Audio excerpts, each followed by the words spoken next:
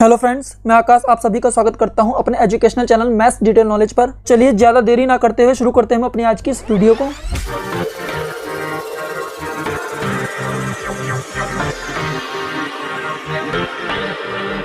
यदि किसी संख्या का 62% और 80% के बीच का अंतर 198 है तो उसी संख्या के 92% और 56% के बीच का अंतर कितना होगा। हमें दिया गया है 62% और 80% के बीच का जो डिफरेंस है वो कितना है 198। तो 62% और 80% के बीच का डिफरेंस कितना हो जाएगा 18%, जिसकी वैल्यू हमें यहाँ दी गई है कितनी है 198। अब हमसे पूछा गया है 92% और 56% के बीच का डिफरेंस कितना होगा। तो 92 और 56% के जो बीच का डिफरेंस होगा वो कितना हो जाएगा 36%, और इसी की वैल्यू हमें निकालनी है। ये कितने का मल्टीपल है 18 दूनी 36 यानी कि 2 का। तो ये भी कितने का मल्टीपल हो जाएगा 2 का। कितना आ जाएगा 8 दूनी 16 का 6 हासिल लगा 1, 9 दूनी 18 और 1 19 का 9 हासिल लगा 1, 2 एकम 2 और 1 3, यानी कि 396 इसका करेक्ट आंसर होगा, जो कि है option B. A person sells an article at 10% below its cost price. Had he sold it for 332 रुपए more, he would have made a profit of 20%. What is the original selling price of the article? Cost price क्या है यहाँ पर same है। Cost price कितना होगा 100% होगा। पहली कंडीशन में हमें क्या दिया गया है कि 10% बिलो इट्स कॉस्ट प्राइस, तो यानी कि सेलिंग प्राइस कितना हो जाएगा। कॉस्ट प्राइस है हमारा 100%, तो सेलिंग प्राइस कितना हो जाएगा 10% कम यानी कि 90%। अगली कंडीशन में हमें क्या कहा गया है he would have made a profit of 20%, यानी कि इस बार जो सेलिंग प्राइस हो जाएगा कितना हो जाएगा 100 + 20 यानी कि 120%। कितने का इंक्रीज हो रहा है यहाँ पर 30% का, लेकिन हमें दिया गया है इंक्रीज कितना हुआ है 332 रुपए यानी कि 332 रुपए। फिर हमसे कहा गया है what is the original selling price. तो ओरिजिनल सेलिंग प्राइस कौन सा होगा, ये वाला होगा ओरिजिनल सेलिंग प्राइस 90%। तो यहां हम क्या करेंगे 3 से मल्टीप्लाई कर देंगे, कितना आ जाएगा 3 × 9 यानी कि 90%। कितना हो जाएगा ये 3 दूनी 6, 3 × 9, 3 × 9 यानी कि 996 रुपए इसका सही आंसर होगा, जो कि है ऑप्शन बी।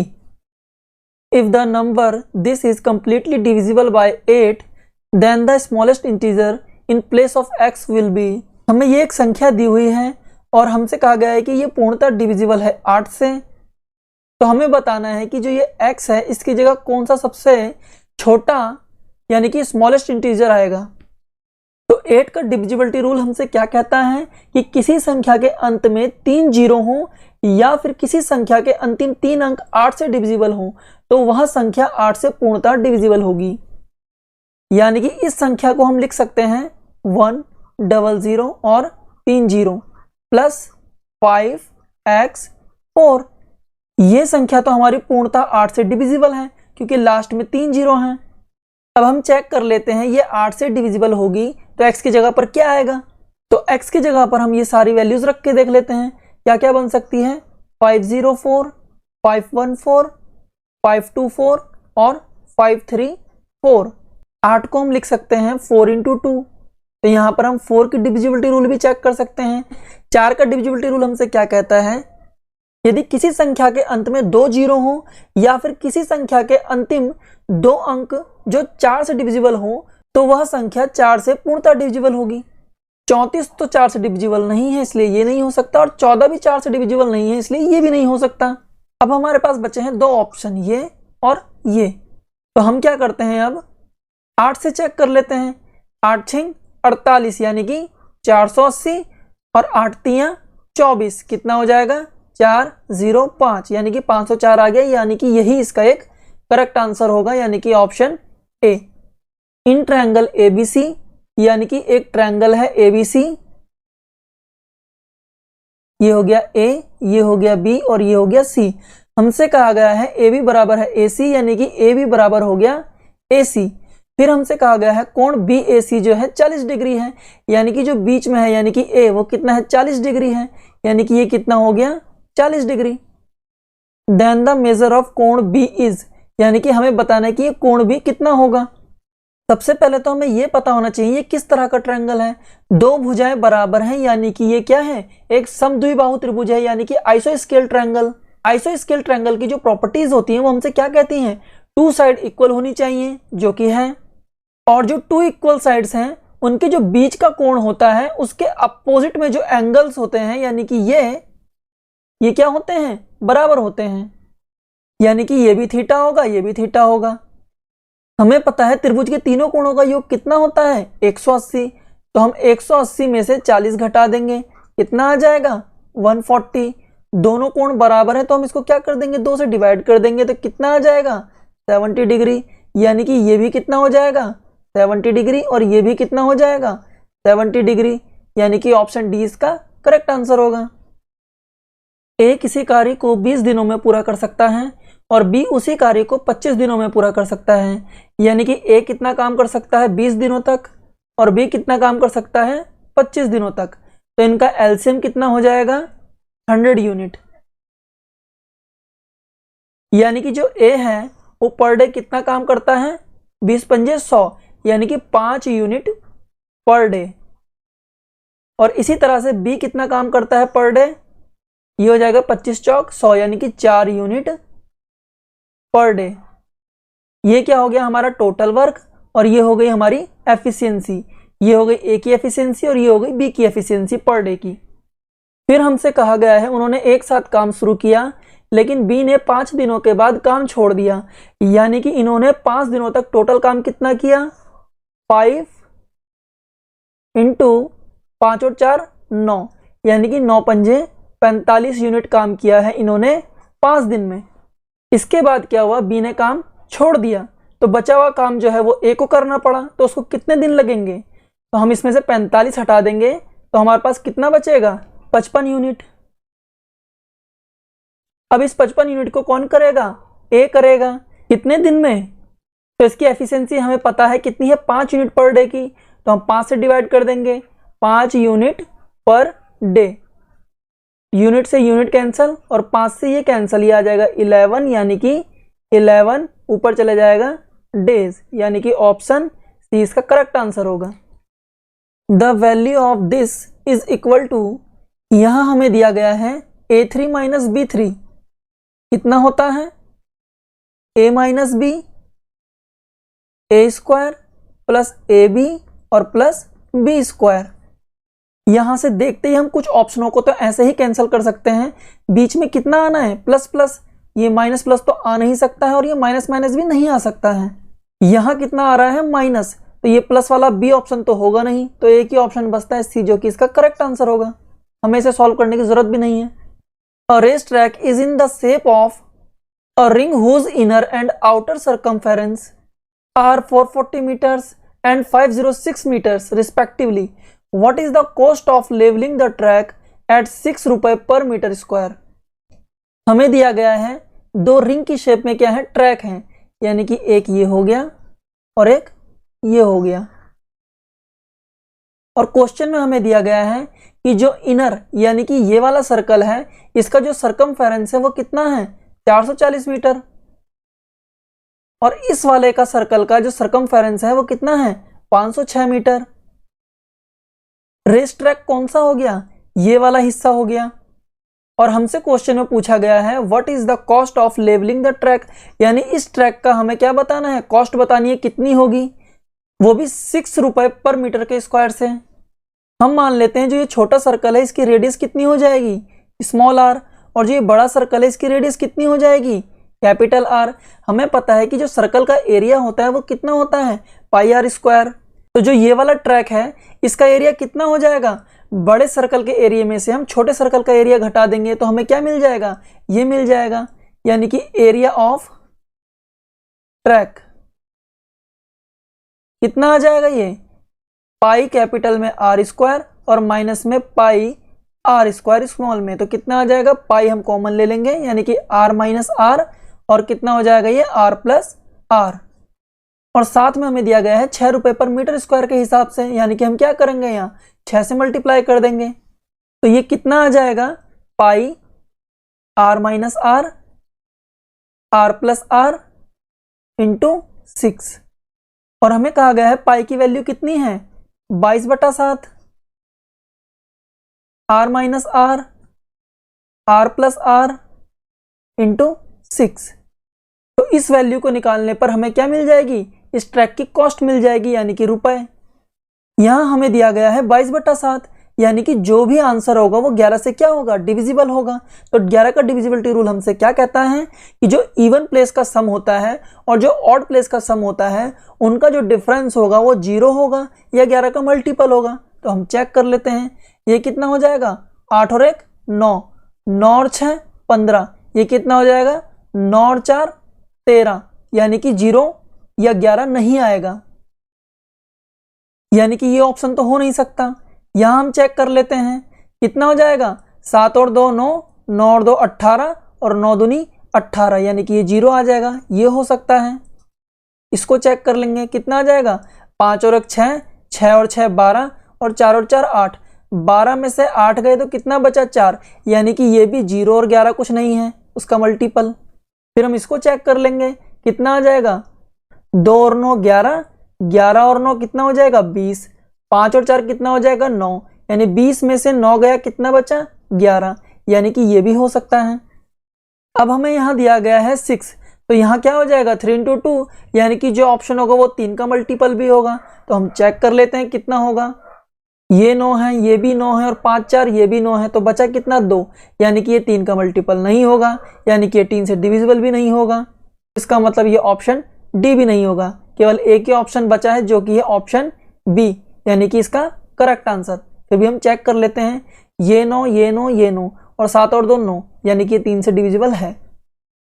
अगर हमें इसे सॉल्व भी करना है तो हम सॉल्व भी कर सकते हैं। उसके लिए हमें क्या करना पड़ेगा, एक बार सरकमफेरेंस को घटाना पड़ेगा, एक बार सरकमफेरेंस को जोड़ना पड़ेगा, यानी कि एक बार हम जोड़ देंगे 2 pi capital R 2 pi small R, कितना हो जाएगा ये 6 4 9, एक बार घटा देंगे 2 पाई आर माइनस में 2 पाई आर, कितना आ जाएगा ये, इसमें से ये चले जाएगा तो कितना बचेगा, 6 और 6। बस अब इस इक्वेशन से r प्लस आर मिल जाएगा और इस इक्वेशन से r माइनस आर मिल जाएगा।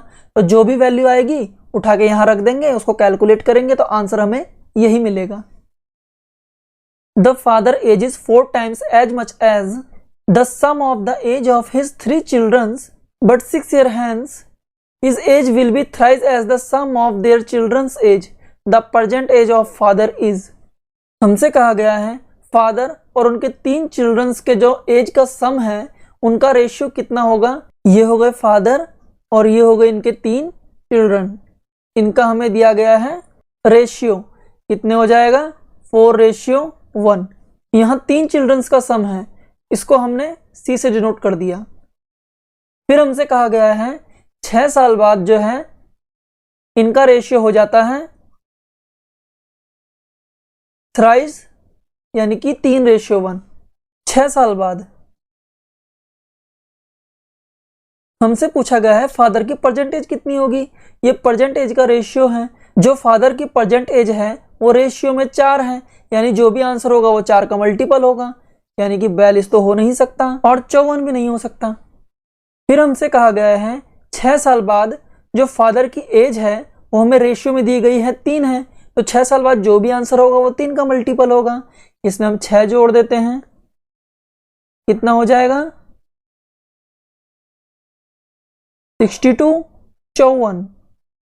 अब इनमें से कौन सा 3 का मल्टीपल है, 62 तो बिल्कुल भी नहीं है, यानी कि एक ही ऑप्शन बचता है जो कि है ऑप्शन बी इसका correct answer. The length of common chord of 2 circles of radii 30 centimetre and 40 centimetre whose centre are 50 centimetre apart. यानी कि हमें 2 सर्कल दिए हुए हैं जो आपस में इंटरसेक्ट करते हैं, एक ये हो गया और एक ये हो गया। ये आपस में इंटरसेक्ट करते हैं ए और बी पर। ये क्या है, हमारी कॉमन कॉर्ड है। इस सर्कल का जो सेंटर होगा वो ये होगा, हम इसे मान लेते हैं ये C1 है। इस सर्कल का जो सेंटर होगा वो ये होगा, इसे हम मान लेते हैं ये C2 है। और जो इनके बीच की डिस्टेंस हमें दी गई है वो दी गई है 50 सेंटीमीटर। और हमें कहा गया है इनकी रेडियस क्या है 30 और 40 सेंटीमीटर। इसमें से हम एक की 30 मान लेते हैं, एक की 40 मान लेते हैं। हम बोल देते हैं ये 30 सेंटीमीटर है और ये कितनी है 40 सेंटीमीटर। और जो ये वाला पॉइंट है इसे हम बोल देते हैं ये क्या है डी है। तो जो ये ट्रायंगल है इसका एरिया कितना हो जाएगा? एरिया ऑफ ट्रायंगल AC1C2 कितना हो जाएगा? हाफ बेस यानी कि C1C2 और इंटू हाइट यानी कि AD। अब यहां पर दो कंडीशन बनती हैं। पहली, या तो ये ट्रायंगल होगा स्केलेन ट्रायंगल होगा यानी कि विषमबाहु त्रिभुज, या ये जब ऑर्थोगोनली आपस में इंटरसेक्ट करेंगे तो क्या होगा? ये एक राइट एंगल ट्रायंगल होगा। तो हम कैसे चेक करेंगे ये स्केलेन ट्रायंगल है या राइट एंगल ट्रायंगल है? तो हमें पता है जो राइट एंगल ट्रायंगल की प्रॉपर्टी होती है वो होती है हाइपोटेनस का square is equal to base का स्क्वायर प्लस परपेंडिकुलर यानी कि हाइट का स्क्वायर। तो हम इनमें वैल्यू पुट कर देंगे, जो सबसे बड़ी वैल्यू होगी वो क्या होगी? हाइपोटेनस होगी। अगर इक्वल दोनों साइड आ जाएं तो यानी कि ये क्या है? एक राइट एंगल ट्रायंगल है। अगर नहीं आए तो ये क्या होगा? स्केलेन ट्रायंगल होगा। वैसे भी हमें यहां दिख रहा है साफ साफ 3 4 5 यानी कि एक ट्रिपलेट बना रहा है। 3 4 5 ये एक ट्रिपलेट बना रहा है। ट्रिपलेट का मतलब क्या हो जाएगा? ये एक राइट एंगल ट्रायंगल हो जाएगा। वैसे तो ट्रिपलेट बहुत सारे होते हैं, बट जो एग्जाम्स में कुछ ट्रिपलेट्स आते हैं वो काफ़ी इंपॉर्टेंट हैं, उनको यहाँ नोट कर लीजिए। एक तो होगा 3 4 5 का ट्रिपलेट, और जो इसके अलावा जो इंपॉर्टेंट ट्रिपलेट्स हैं वो क्या क्या होंगे? एक हो जाएगा 5 12 13 और हो जाएगा 7 24 25 और एक हो जाएगा 9 40 41। ये 3 तो बहुत ज़्यादा इंपॉर्टेंट है, बहुत बार एग्जाम्स में आए हैं। जहां पर भी ये ट्रिपलेट्स दिख जाएं तो इसका मतलब क्या होगा? जो ये ट्रायंगल होगा वो क्या होगा? एक राइट एंगल ट्रायंगल होगा। अब ट्रिपलेट्स पे क्या हो सकता है? या किसी भी संख्या से गुणा कर सकते हैं या किसी भी संख्या से भाग कर सकते हैं। अब इन्होंने यहाँ पर क्या किया है? 10 से मल्टीप्लाई करवा दी है, यानी कि ये कितना हो गया? 30 40 और 50। आप किसी भी संख्या से मल्टीप्लाई करवा सकते हैं, चाहे तो 10 से करवा लीजिए, 5 से करवा लीजिए, या √2 से करवा लीजिए, √3 से करवा लीजिए। अब डिवाइड भी किसी भी संख्या से करवा सकते हैं, 2 से करवा लीजिए, 5 से करवा लीजिए, √2 से करवा लीजिए, √3 से करवा लीजिए। ये सारी की सारी क्या हो जाएंगी? ट्रिपलेट्स हो जाएंगी। यानी कि हमें क्वेश्चन में ये तो पता चल गया है कि ये क्या है? एक ट्रिपलेट्स है 3 4 और 5 का, यानी कि ये ट्रायंगल होगा क्या होगा? समकोण त्रिभुज होगा, यानी कि राइट एंगल ट्रायंगल होगा। यहाँ पर दो केस बनते हैं। जब स्केलेन ट्रायंगल होगा तब एरिया ऑफ AC1C2 कितना हो जाएगा? अंडर रूट में S minus R1 S minus R2 और S minus C1C2। R1 R2 C1 C2 क्या है? इस ट्रायंगल की भुजाएं हैं, और S क्या है? सेमी पेरीमीटर है। और सेमी पेरीमीटर कितना होता है? तीनों भुजाओं का योग डिवाइडेड बाय 2, यानी कि कितना हो जाएगा? S is equal to R1 R2 C1 C2 divided by 2, यानी कि इसकी जो वैल्यू हो जाएगी किसके बराबर हो जाएगी? 1/2 into C1 C2 into AD के। और अगर राइट एंगल ट्रायंगल होगा तब क्या होगा? तो जो एरिया ऑफ ट्रायंगल AC1C2 होगा वो कितना हो जाएगा? हाफ बेस और इंटू हाइट कितना हो जाएगा? R1 और R2, क्योंकि जो सबसे बड़ी भुजा होगी वो हाइपोटेनस होगी, यानी कि जो 50 क्या है? ये हाइपोटेनस हो जाएगा C1 C2। तो बचा क्या? ये दो रेडियस बची जो कि बेस और हाइट हो जाएगी, और ये कितना हो जाएगा? Half into C1 C2 into AD। बस अब हमें यहाँ डायरेक्ट वैल्यू रखनी है, हमें आंसर मिल जाएगा। ये कॉन्सेप्ट हमें पता होने चाहिए। कितना हो जाएगा? यहाँ पर हाफ से तो हाफ कैंसिल हो जाएगा। R1 और R2 कितना हो जाएगा? 30 into 40 is equal to C1 C2 कितना हो जाएगा? 50, और AD हम यहाँ से निकाल लेंगे। 0 से गया 0, 5 8 40, तो AD कितना आ जाएगा हमारा? 24। लेकिन हमारी कॉमन कॉर्ड क्या है? AB है। यहाँ पर क्या होता है? AD इक्वल टू होता है BD, यानी कि हम कह सकते हैं जो AB होगा वो कितना होगा? ट्वाइस ऑफ AD, यानी कितना हो जाएगा? ये 2 इंटू 24, यानी कि कितना आ गया हमारा? 48, यानी कि ऑप्शन डी इसका करेक्ट आंसर होगा। जब 732 को एक धनात्मक पूर्णांक x से विभाजित किया जाता है तो शेषफल 12 आता है। x के कितने मान हो सकते हैं? यानी कि हमसे कहा गया है 7 3 2, इसको हम x से डिवाइड करेंगे तो हमारे पास जो रिमाइंडर आएगा वो कितना आएगा? 12 आएगा। तो हमें बताने हैं इस x के कितने मान संभव हैं जो कि 732 को डिवाइड करने पर 12 रिमाइंडर दें। तो हम कह सकते हैं जो ये रिमाइंडर है उसको इस संख्या में से घटाएंगे तो जो ये है इसको पूरी तरह से डिविजिबल कर देगा, यानी कि 732 में से अगर हम 12 घटा दें तो कितना बचेगा 720। अगर हम इसको x से डिविजिबल कर दें तो हमारे पास जो रिमाइंडर आएगा अब वो 0 आएगा। इस क्वेश्चन में जो है फैक्टर थ्योरम लगेगी। सबसे पहले हमें प्राइम फैक्टर निकालने पड़ेंगे और फिर टोटल नंबर ऑफ फैक्टर निकालने पड़ेंगे। तो हम प्राइम फैक्टर कैसे निकालते हैं, हम इसको कैलकुलेट कर लेंगे। तो यहाँ पर कितना आ जाएगा, तो हमें यहाँ एक 5 तो दिख ही रहा है, 5 से डिवाइड कर देंगे तो कितना हो जाएगा 5 एकम 5, 5 चौक 20, 5 चौक 20, यानी कि 144। 144 कितना होता है 12 का स्क्वायर। तो हम इसको कैसे लिख सकते हैं 5 इंटू 3 चौक 12, इसका स्क्वायर हो जाएगा। तो यहाँ पर कितना आ जाएगा 5 इंटू 3 का स्क्वायर और ये कितना है 4, यानी कि 2 का स्क्वायर। तो 2 का स्क्वायर कितना हो जाएगा, यानी कि 2 की पावर 4। यहाँ पर आ जाएगी 5 की पावर 1। तो ये क्या हो गए हमारे प्राइम फैक्टर, क्योंकि सारे की सारे क्या हैं प्राइम संख्याएं हैं। 2 भी एक प्राइम संख्या है, 3 भी एक प्राइम संख्या है और 5 भी एक प्राइम संख्या है। तो हम यहाँ पर टोटल नंबर ऑफ फैक्टर कैसे निकालेंगे, जो हमारा टोटल नंबर ऑफ फैक्टर होगा, टोटल नंबर ऑफ फैक्टर वो क्या हो जाएगा, जो ये पावर है इनमें एक ऐड हो जाएगा और इनकी आपस में मल्टीप्लाई हो जाएगी, यानी कि 1 और 1 2 इंटू 2 और 1 3 इंटू 4 और 1 5, कितना आ जाएगा 3 दूनी 6 और 6 पंजे 30, यानी कि टोटल नंबर ऑफ फैक्टर कितने हो गए 30 हो गए। यानी टोटल 30 ऐसे नंबर होंगे जिनमें अगर हम 720 में डिवीजन करेंगे तो रिमाइंडर 0 आएगा। लेकिन इन्होंने एक बात कही है कि रिमाइंडर 12 बचना चाहिए, कब, जब 732 को डिवाइड किया जाता है x से, यानी कि x की ऐसी 30 वैल्यू होगी जिनका 720 से भाग करने पर रिमाइंडर 0 आता है। तो वो कौन कौन सी संख्या होंगी, 1 हो सकती है, 2 भी हो सकती है, 3 भी हो सकती है, 4 भी हो सकती है, 2 दूनी 4, 5 भी हो सकती है, ये हमें दिया है, 6 भी हो सकती है, 3 दूनी 6, 7 नहीं होगी, 8 भी हो सकती है, 2 दूनी 4 और 4 दूनी 8, 9 भी हो सकती है, 3 तिया 9, 10 भी हो सकती है, 5 दूनी 10, 11 नहीं होगी, 12 भी हो सकती है, 2 दूनी 4 और 4 तिया 12, और इसी तरह और भी हो सकती है 30 तक। यानी कि इन सभी संख्याओं का जो डिवीजन है वो पूरी तरह से 720 को डिवाइड कर देता है। यानी कि जो ये संख्याएं हैं ये 720 को पूर्णतः डिवाइड करती हैं, यानी कि रिमाइंडर 0 बचता है। लेकिन हमारे पास कंडीशन जो दी गई है वो दी गई है कि शेषफल 12 बचना चाहिए। तो एक बात आप नोट कर लीजिए कि कोई भी संख्या जो 12 या 12 से छोटी होगी वो कभी भी शेषफल 12 नहीं देगी, यानी कि रिमाइंडर 12 नहीं देगी।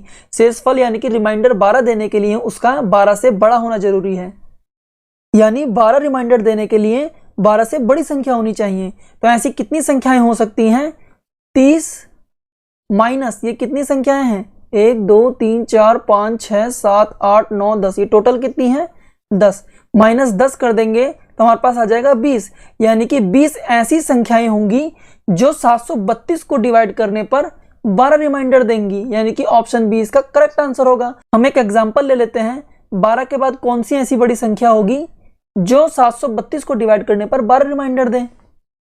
13 तो नहीं हो सकती है, 14 भी नहीं हो सकती है, 15 जरूर हो सकती है, 5 या 15।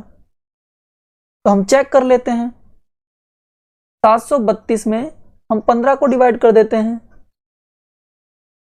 कितना आ जाएगा 15 चक्कू 60, कितना बचेगा 132।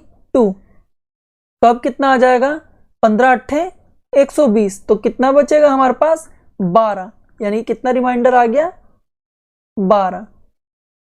तो इसका मतलब जो भी संख्या 12 से बड़ी होगी वो 732 को डिवाइड करने पर रिमाइंडर 12 देगी, बस शर्त है कि वो प्राइम फैक्टर इन्हीं में से कोई संख्या हो।